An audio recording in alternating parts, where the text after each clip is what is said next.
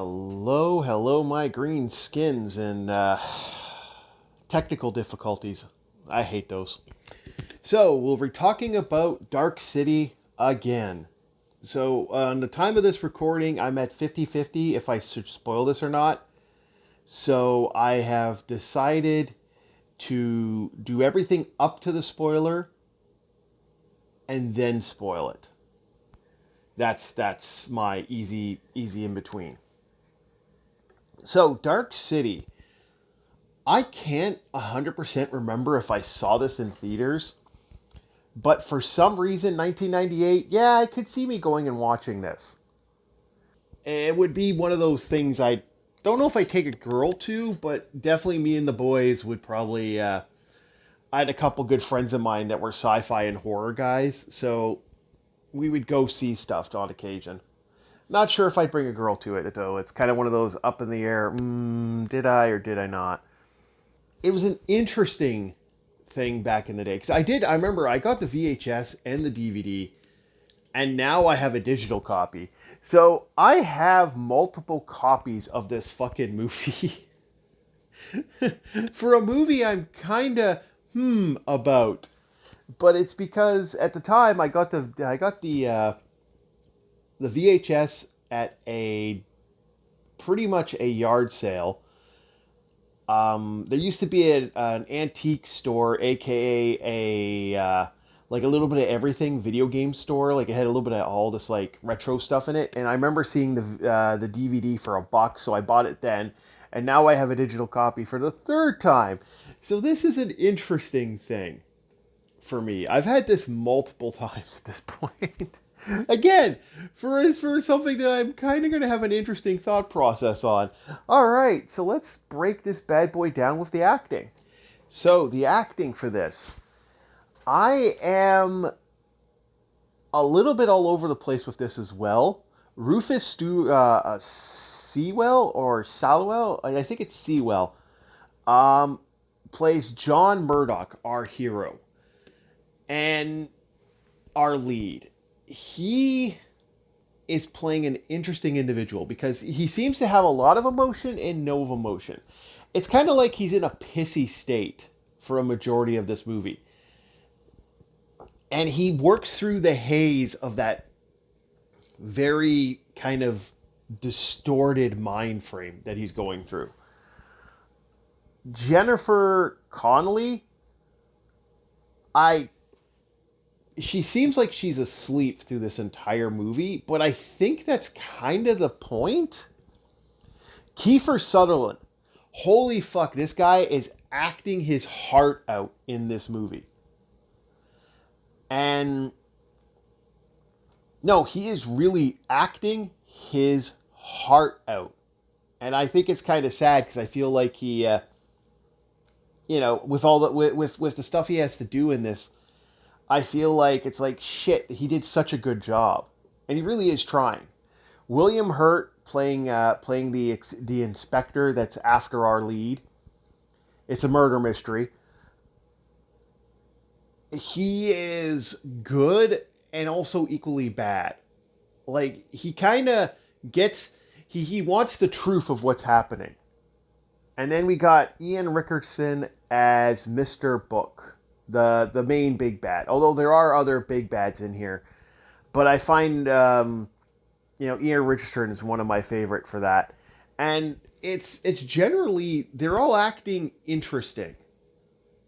It's a very fascinating movie with the fact that because of how they're acting, I don't want to say too much because that could spoil it. I'm not 100% sure. Like I said, the acting in it is very fascinating. Because again, some of the characters seem like they're asleep. And when they start waking up is when you start noticing more. There's a brilliant scene where one of the... Jennifer is... she plays Emma. Emma is singing and she is so... Like, it seems like she's asleep. And like she's going through the paces. And now you got to ask yourself, is that how this city is? Is that what's going on? Like, you know, they're in this very, almost, I think it's 50s or 60s. They really don't say. For some reason, I think it's the 50s. In this almost crime noir. Next, we're going to get to the music. What can I say about this music? Holy shit. Okay. All right, all right. Is there a copy of this where the music doesn't seem distorted as fuck? Like, was that the idea? Because I remember the VHS being kind of I remember the DVD being kind of meh. I go and get this digital copy, and this is supposed to be a nice digital copy. I don't get this off of a certain U site, something or other. I'm not going to say which tube site I'm using, but I rented it off that. And I'm watching this, and I'm thinking to myself, what?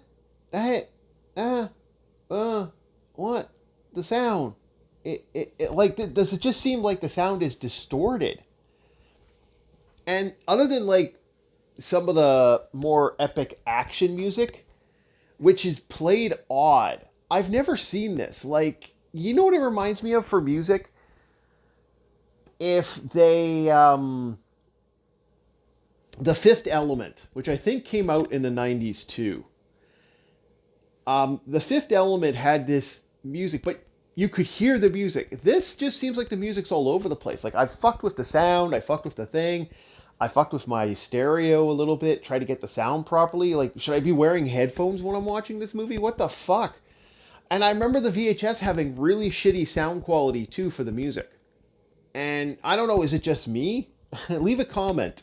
This music's kind of fucked. Next, we're going to get to the visual, and the visuals in this movie and the film shots in this movie are interesting as well. Okay, the visuals in this movie are good in all the right ways, and the scenes and the working of the objects and the visuals of this city also really, really fucking good. The CG is very dated. I can't deny that. It looks dated as fuck. But it is one of the more cooler looking movies for the time. The CG does kind of have a reboot look to it, but there's some cool scene work in this. And like, some of the visuals are so good. The lighting is perfect. It's not too dark, but not dark enough. It has a good, like, the director who shot this is also, I believe, the guy who also worked on The Crow. And great job. Great fucking job. I mean, this city is so cool looking.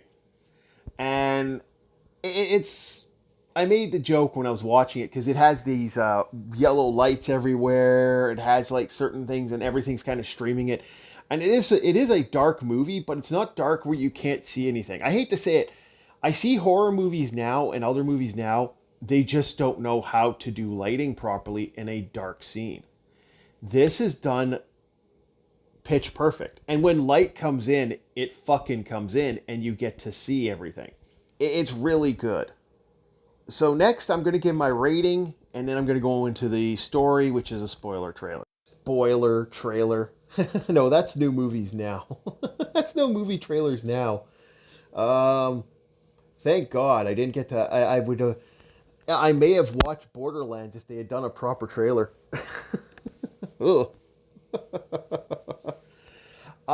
Spoiler territory coming up after the rating. And here's the thing. I was thinking to myself when I wanted to talk about doing the story for this movie. It's not like the movie doesn't explain it real quick. Like, you can get a vague idea what the fuck's going on.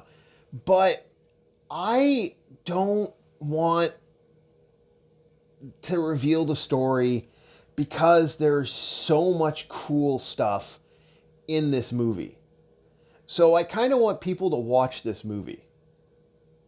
So what am I going to rate this movie? Well, okay, so for first watching, I would say this is an 8. For any other watching afterwards, a 6.9. No, a 6.5. I'm going to go 6.5 and an 8 for first watching, because first watching is really good. And some of the ending is kind of fun.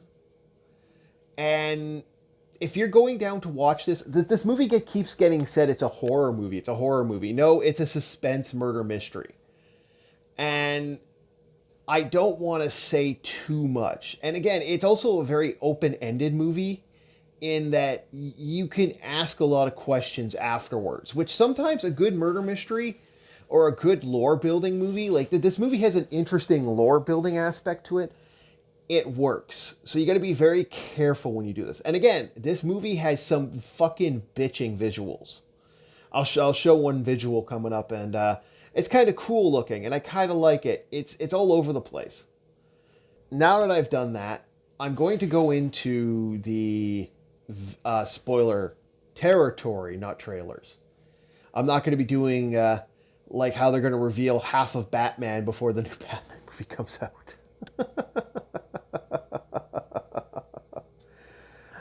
A little aside, what do you guys? What does everyone think about the fact that new movies are now coming out with like short TV shows and miniseries to add to the movies? What's your thoughts on that, everybody?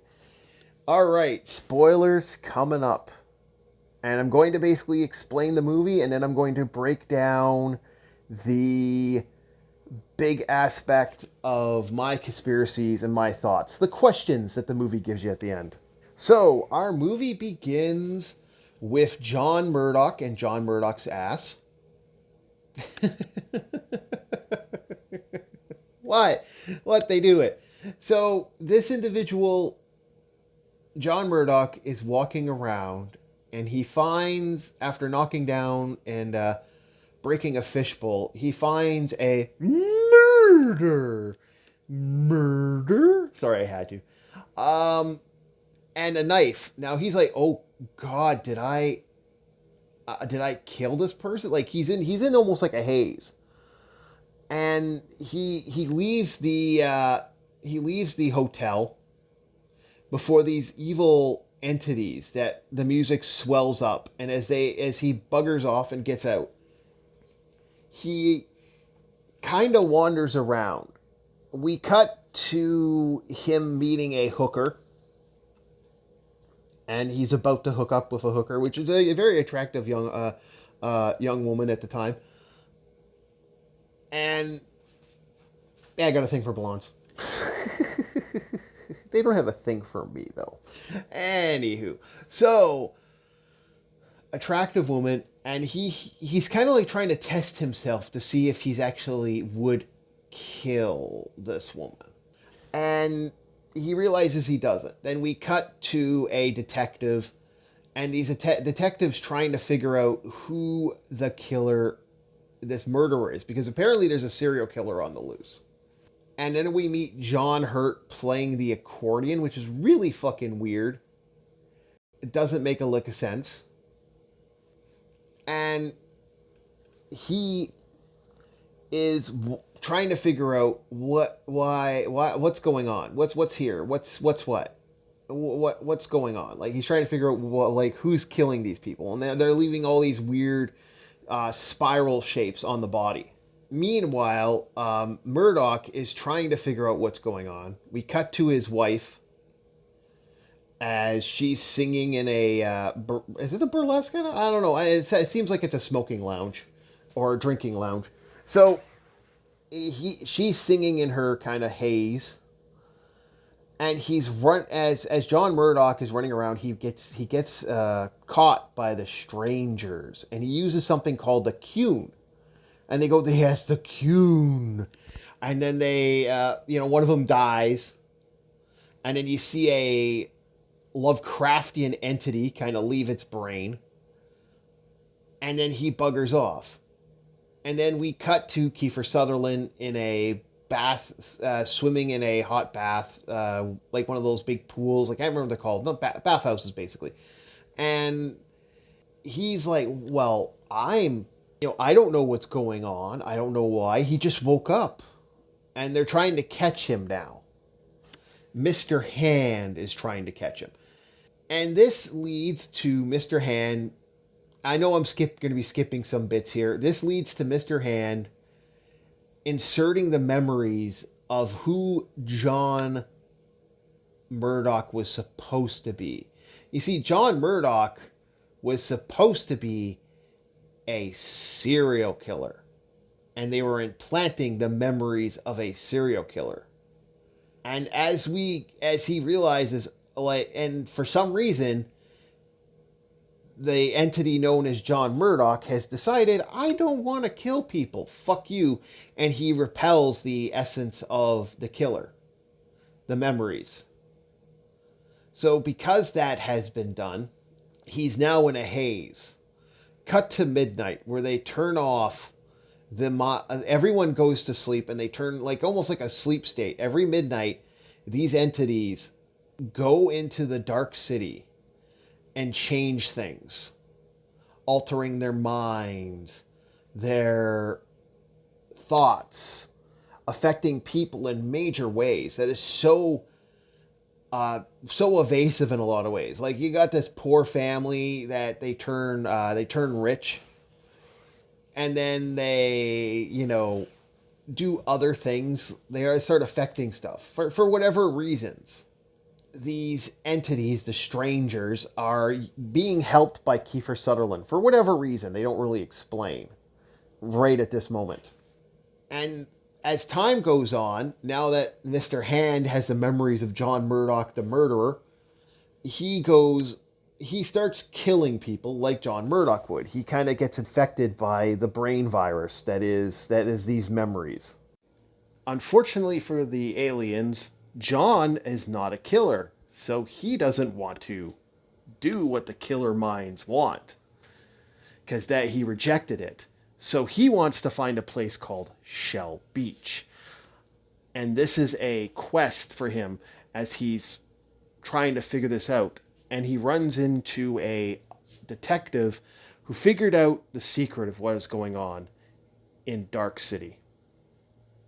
John, not being able to find a way to Shell Beach, travels to his uncle's, where he ends up realizing that the memories he has are a lie.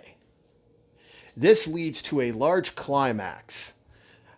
After that climax, he gets arrested. Gets caught by our brave detective. Escapes because he wants to figure out, and the detective wants to figure out, what the hell is going on. And unfortunately, the detective realizes what's going on. But he also realizes he's drifting in space. That's gotta fucking suck. John gets captured. And I'm going to leave the last little bit of this fun out of what actually happens. Just going to say he gets captured. But it's such a cool, interesting ending. I just kind of want to leave it completely blank here. I'm not spoiling this bit. Sorry, guys. But I am going to go into conspiracies now. Yeah, sorry, guys. I don't want to spoil that last bit. Let's just say it's so much cheese and such a fun ending to such a crazy movie. It also...